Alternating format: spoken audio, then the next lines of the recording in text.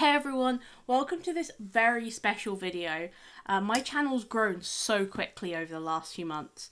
It's insane how quickly it's really grown and how many of you there are now. So thank you very much for supporting me. Thank you very much for subscribing, for watching my videos. I really appreciate it. I haven't really had the time to do this kind of standard, yes, this is my X subscriber special. I think I did a Q&A when I reached 1,000 subscribers.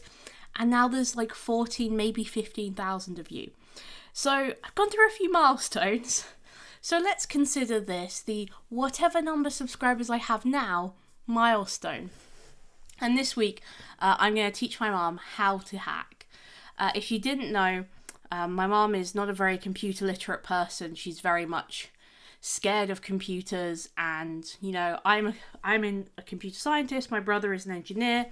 Whenever we kind of have computer problems, we just solve them for my mom. She isn't really that confident with a computer. I once had to debug her Wi-Fi, and she was like, "What does the Wi-Fi icon look like?" And I was doing it over the phone, so I couldn't see her phone. I was like, "It looks like," I tried to describe it, and she goes, "Oh yeah, the rainbow icon." So my mom thinks that Wi-Fi is rainbows. She once hit the Windows key on her laptop and got scared she'd broken the computer because the start menu popped up. She's not very confident with computers at all. She's very much just not very confident, although she did do computer stuff like back in the day. She's not really confident now. So we're going to teach her how to hack things. And this video is very kindly sponsored by Integrity. If you haven't already seen, they've sponsored a few videos on my channel. It's a bug bounty platform like HackerOne and BugCrowd, but it's smaller and focuses on European customers. You don't need to be European to use them. It's just the websites you can hack are European. They are huge supporters of the bug bounty community, sponsoring not just my content, but also other creators as well. And I'm really happy to work with them. I know a lot of you folks have already signed up, and even some people have found their first bug. They're finding bugs, they're getting bounties, and I'm so happy for you. If you want to sign up, you can use my link on screen. That's go.integrity.com/Katie. It's on screen. It's also going to be in the video description. If you want to sign up, please do. It really helps support the channel. So, a little bit about my mom. And my mom's background, really. My mom is an artist by trade. She's very, very much a kind of creative person. And she used to be a fashion designer before I was born. And when you do fashion design, at the time you'd have to do like CAD, computer-aided design. So my mom's experience with computers really comes from the pre-90s kind of boxy computers for doing very basic CAD and calculations on. And she was quite good at using a computer then. Unfortunately, after I was born, she didn't really go back to work. She was a stay-at-home mum for a long time. And then when I started showing interest in computers I don't know, whenever I got my first computer, I was very into computers as a child. That's when I started taking over quite a lot of the computer stuff, and my dad is also in computers, my brother's a technical person, so we just end up kind of, let's call it learned helplessness with a computer. But she's not stupid. My mum, and the great thing about my mum is that she has a very different way of looking at the world, and this is more important in hacking than technical knowledge, because my mom thinks differently, and thinking differently is how you find bugs. That's how you find things that nobody else has found before. And I think I can teach her. Now, what did I tell her to begin with? So if you want to teach your parents how to hack, the first thing I really told her was explain what a request and a response is. I knew she was going to be hacking primarily looking for IDORs. So I really focused on, okay, your website, when you access the web, your web browser sends a request to the website, and it looks like this, and then it gets a response back, and it looks like that. But it's not just what you can see, it's what you can't see. So I explained headers to her. I didn't really go into depth about cookies. You know, the little cookie notification. I'm almost sort of aware of cookies already. I didn't go too into depth with it. I really focused on how the internet works. And then I was saying, you know, you can intercept requests, And then I really was explaining kind of idols. Okay, we're going to be looking at changing IDs, and this is how an ID works. And I vaguely explained databases. So she didn't this kind of like technical setup. She didn't really have a lot of knowledge. Certainly people watching my video, you will probably have way more knowledge than my mum does. And then I put her on the Hacker 101 CTF. Now, I could have started with the first flag, but I decided to start with the postbook level. The postbook level almost entirely has IDORs in it for the main bugs. It looks like a website my mum has already used before, and it isn't too like complex for her. Like, it's a copy of Facebook. She knows what Facebook looks like. She knows what the core functionality is. She understands the business logic, basically. And I think that's a really good level for getting you kind of thinking about bug bounty, not just as a CTF, but actually as kind of a whole website, a whole product. So that's really where we started. And I ended up just taking her through 6 flags on this. There's one flag which is finding a random ID, but I did all the other ones. If you do not want spoilers for the Hacker 101 CTF and the postbook level, turn back now, because in this way there is spoilers. So, let's go get my mum. Hey everyone, we're back. I'm here with my mum, Sarah. Do you want to say hi? Hi. My mum is really not a computer person. She calls the Wi-Fi icon a rainbow.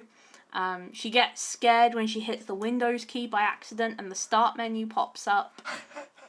Oh, is that what I'm doing wrong? But today what we're going to do is we're going to turn her into a hacker. So we're going to go through the Hacker 101 CTF, and we're going to go through the postbook level. If you haven't done this level, fair warning, there are spoilers ahead of how the level works. And we're going to get some of the flags. We're not going to get all the flags, because I don't think my mum has the patience to sit in front of a computer that long. I'm off. Yeah. So what we're going to be doing is, my mum's not really very confident in using like a trackpad or a keyboard and stuff like that. So I'm going to be doing the driving, but my mum's going to be doing all of the thinking, and she's going to tell me what to do and what to press and how to press it. So you ready? What, me telling you how to press the keyboard? Yeah, okay. Okay, do you want to introduce yourself? No, you've already done that. Okay. Less is more. So, right, let's get started here. So what we have up on the screen here is the postbook level. So I gave my mum a little bit of an introduction about how the internet works. Do you remember how the internet works? Sort of. Okay. A little bit. So we've just got this level in front of us. So what I've told my mum is how the internet works, and a little bit about kind of what an IDOR is. So that's primarily what we're going to be looking for today. So what do you want to do first? Do you have to sign in? Well, do you have an account? Yeah, but it's asking you to sign in, look. It is, but... Username, password, submit. So, yeah, you better sign in then. What are we signing in as? Hacker. Hacker, okay. And what's the password? You can't tell anyone. I'll bleep it out, it's fine. 123. 123. Okay, that sounds good. Okay, so you've entered the wrong username and password combination. Please do not hack our system, because it's insanely illegal. We will report you to PETA if you continue. Nothing is logged, but we kindly ask you not to try anything malicious. So it says wrong username and password We combination. just have to go back. We'll have to go back, and do you want to just keep trying every single account? It might be better to sign up for an account, because we don't have an account yet, do we? Alright then. Is that going to cost us? No. Oh. Right, username, do you want it to be hacker again? Yeah. Okay, and we'll make the password 123 123. Okay? Yeah. So now it says please sign in, so we're just going to sign in, yeah? Yep.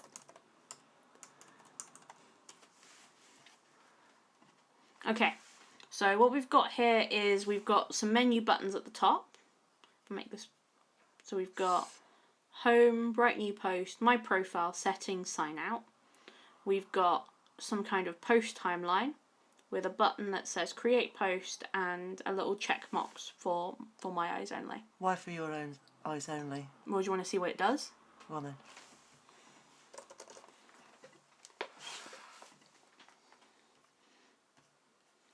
So we now see secret. So other people probably can't see that, but we can edit and delete it. I think we should. You think you should edit it or delete it? Delete it. Okay. So what do you want to try in terms of hacking then? Do you want to just try and hit all of the functionality, see all the buttons and see what we can do? Or is there something you want to try first? We could try deleting some or editing someone else's post. Yeah. Hello everyone, this is my first.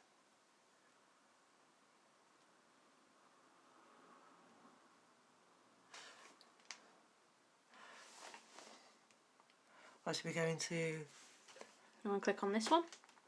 Yeah. Okay. So we can see up here we've got an ID of 3. Do you remember what I told you about IDs? Yeah.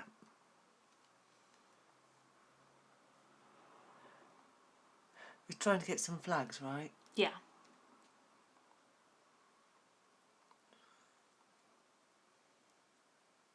Are these all real?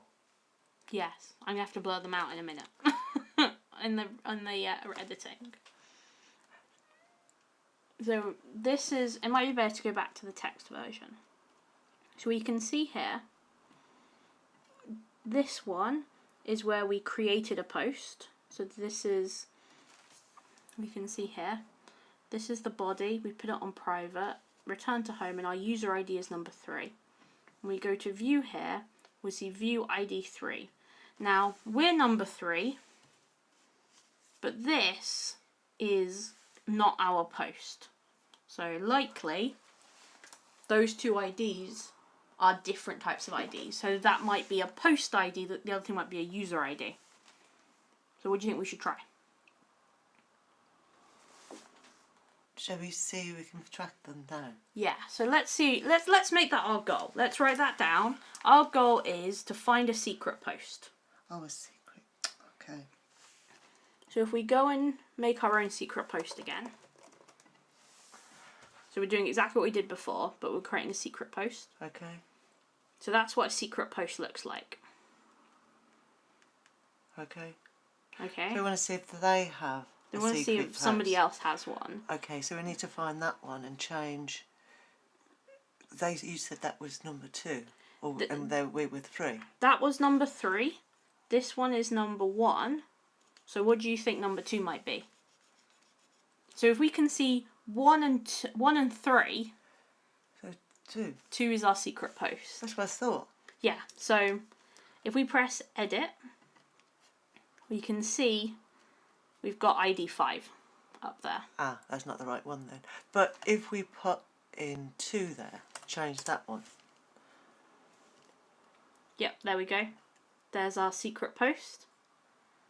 And I'm pretty sure on this one, if we just... You can see here, we've got 2 flags. Yay! So we've got 2 out of 7. We were able to edit somebody else's post by adding this little bit to the end, and we were able to see the secret post by just changing one ID from 5 to 2. That's bad. That's shocking. So can we put? Would you wanna? So okay. So what I'm saying is change what they've posted. Okay. So everyone can see it. That'd be bad. Okay. So let's go back to the edit button, and let's take away. Yes, this is for my eyes only. Save post. And now, if we go to the home screen, we can see that their lovely diary entry is now public. What a shame. That could be really bad though, couldn't it? Yes, it could be. You could really upset someone, couldn't you? Yeah, this is considered IDOR vulnerability, which stands for Insecure Direct Object Reference, which means nothing. So that could happen on Facebook. I've literally got a bug that was that. I wish I was joking. I just changed the number from a 2 to a 5 and it worked. And it made me $1,000. Very good. So what do I get for that? You want your cut. So, okay, let's have a look at what else we can do here. So, we can edit a post, as we've seen, and we've been able to edit somebody else's post. If we can edit a post... You can create one too. You can create one. So do you want to try creating it for somebody else? So this person... Admin. Yeah, we can create another post under them. Yeah, so what we'll do is we'll turn on intercept. And we'll put something in here and we'll press create post. So this is kind Can't you write something really malicious? Okay, you want me to write something malicious? What do you want me to write? What are we writing? And would that show up on here then? So yeah, I've stopped it before it went to the web server. So I've just gone, nope, stop. So we can change the values inside of it. So we can change what we wrote to, I am stupid. No, I could say my mother-in-law. My mother is a pain. My mother-in-law is a pain. But importantly, we can change the user ID. Oh, so it doesn't look like it's... Because number 3 is our user ID. Yes. What do you think admin is? 2. No, 5. No, 2, wasn't it? Well, that was the post ID. I said there were 2 different IDs. Oh. So if we're number 3, if you were making a website and the number started at 1, what number would your account be? 1. And we can see here, we've got our 3rd flag. Because if we forward this now, we can see we've managed to make a post on behalf of admin, and we've also got flag number 3. So that's 3 out of 7 already. By just changing these IDs. Just their IDs, okay. So what do you think the next step is? We've done admin, but we can also user. We can also post on behalf of the user, yeah, but we already have that flag. So we know the core vulnerability is the same for an admin or a user. Yes. So the vulnerabilities we found is that we can create a post on behalf of any user, we can edit anybody's post, and we can see secret posts. What about if you create to change it to get people to give you their information? So what that would be is that would be our impact. So there's 2 types of when you do bug hunting. There's actually finding the vulnerability, and the second part, which is exploiting it in some way. So if we were doing this on a real target, one of the things we would do is we'd say, by creating a post on behalf of somebody else, we could trick them into providing user information. Yeah. But on this case, we're not actually writing that report, so we don't need to do that part. We want to look for another vulnerability. So, edit. When we think about data, we can kind of do several things to it. We can create data. Yeah. We can edit data. Yeah. We've just done that though. We've already edited. What about delete? There we go. Okay, so we can delete our own post here to see what it looks like. So if we press this button, we should see... So could you find out if someone else has already deleted something? Or you can delete someone else's. So we'll look here, and we'll have a look at what that just sent. And it sent this. So we've got an ID, but the ID is all weird. So that is... Because... Would it be just where these Ds are? No. So this is something called MD5. It's like an encryption algorithm. So what that is encrypted. But here's a thought. If we know which number that's encrypting, we know we can delete something. So you know how we're looking up this? We know this one was post ID 5. Yeah. So that must be 5. Because before, when we were editing it, we were editing number 5. Yes. So that must be deleting number 5. So whatever that means, that should be number 5. Does that make sense? Yes. Is that cursor a minute? Yeah.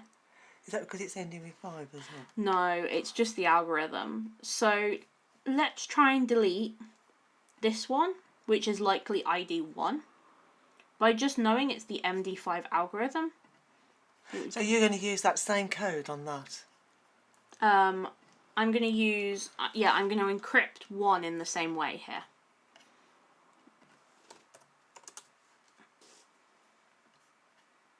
So if we put in 5 into this generator, I just happen to recognise what the string looks like.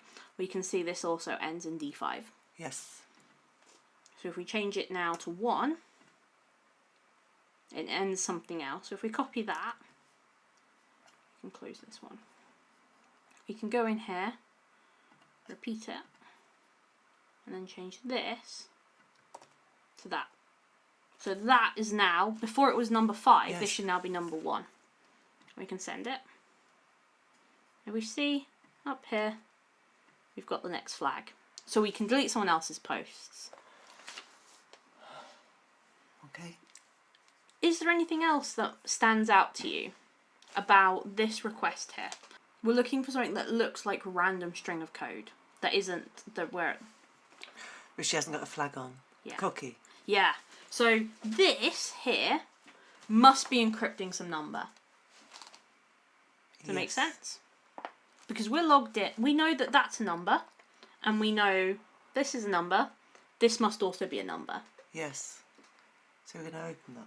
So a cookie is a way to check that we're logged in. What do you think happens if we change that number? We may not be logged in again. We may not be logged in, but if we're number 3, let's say this is for the number 3. If we change that to the number 1, who are we going to log in as? Somebody else. There we go. So, okay, then change it to number 1. I shouldn't remove the MD5 hash generator.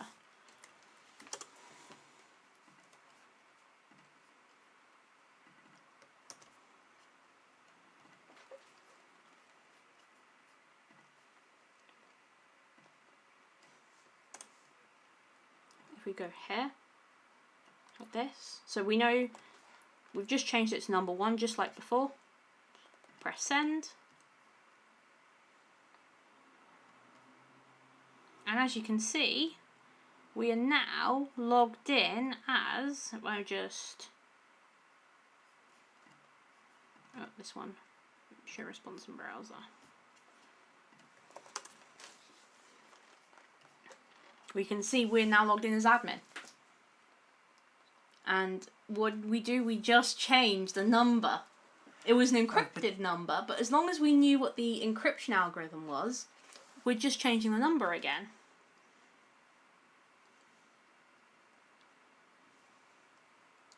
Okay. So we can log in as somebody else. Do you understand how that happened?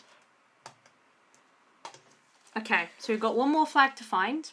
My mum has just looked at the hint that says the user has a very easy password. Now, let's sign out. What do you think their password is? Something like 123123. Potentially. That was our terrible password. But think of the worst password you could possibly have. 12345. Try 12345. Or their name. Or their name. So not 12345. Let's try user and then user. No, it's not user. What else could be really bad? Date of birth. You're thinking You know it. That would be something that somebody else knows.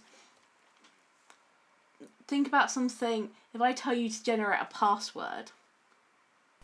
If you have the password and the password and a login word the Well, same. their user. The username and their password the same. Yeah, we've just tried that. We know the username is user. What do you think Yes. the password could be? I was going to say the same. Not But we've the already done that though. Not the same. Think. If I tell you to generate a user and you give me the name user and I tell you to generate the password. Oh, you could actually just write password.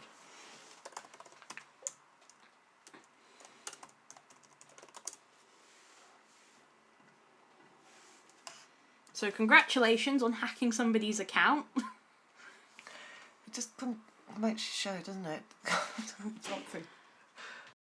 Makes you think how easy people can access your account on whatever level.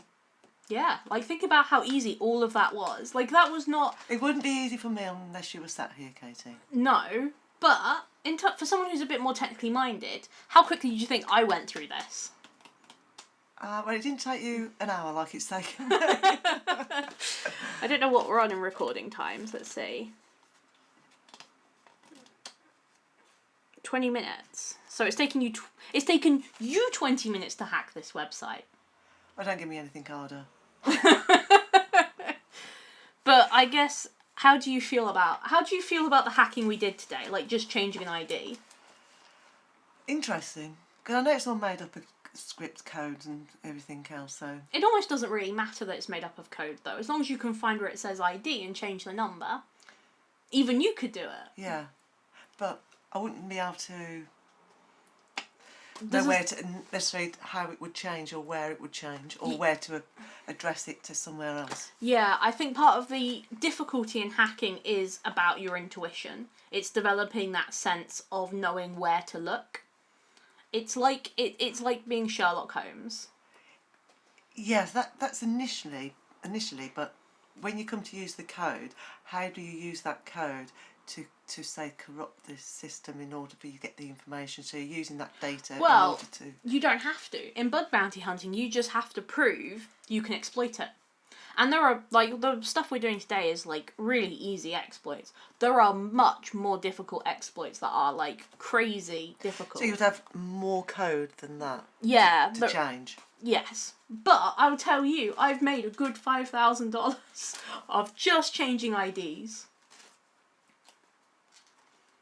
Do you think you want to quit your job and...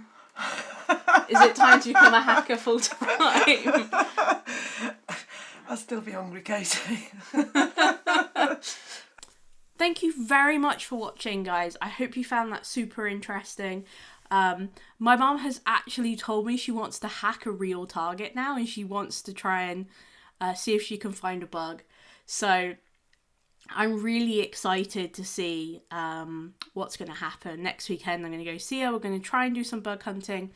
I'm still figuring out how I'm going to record it, but we'll see, right? So I hope you found that interesting. I know I did do quite a lot of leading with trying to get her to get to the right place. But that's just life when you're mentoring. My mum wasn't quite at the stage. She doesn't really know how the internet works. So I want to thank again our sponsor, Integrity. I don't take having an advertiser on my channel lightly, and I really do think they do amazing things for the bug bounty community. I've made some serious investments in my channel. For example, I've got an entire audio setup, I can edit videos now, and it means I can really do better projects. They really do interact with the community, and they're always replying to hackers on Twitter. So please do give them a lot of love. They've given us a lot of love. You can sign up with my link on screen, go.integrity.com/Katie. It's in the video description, it's on screen now. Thank you very much for sponsoring my content, Integrity. Alright, well, thank you very much for watching. I hope you've all found this rather interesting. My mum keeps on pressing the bloody mute button when she's going to say something interesting. So that's been frustrating. But I hope you found this video interesting, or, you know, you maybe got some confidence to try this out for yourself. I promise you, I found bugs that are literally just changing the ID. There's nothing more complex in some parts of hacking that are changing the ID, and it's really important when you first get started to not overthink it.